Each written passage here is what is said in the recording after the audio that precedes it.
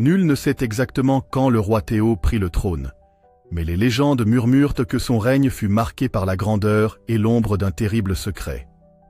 Son plus fidèle compagnon, Élias, était à la fois son bras droit et son plus proche confident. Théo, jeune souverain ambitieux, hérita d'un royaume prospère, mais rongé par les complots.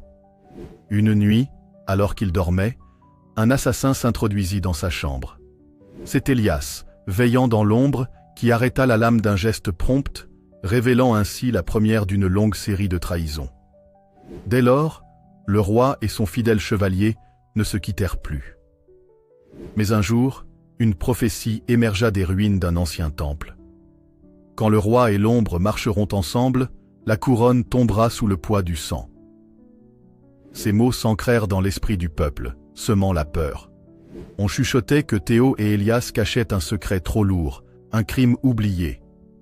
Les murmures devinrent rébellion. On accusa Élias d'être l'ombre du mal. Pris au piège, Théo dut choisir. Sauver son trône ou son seul ami.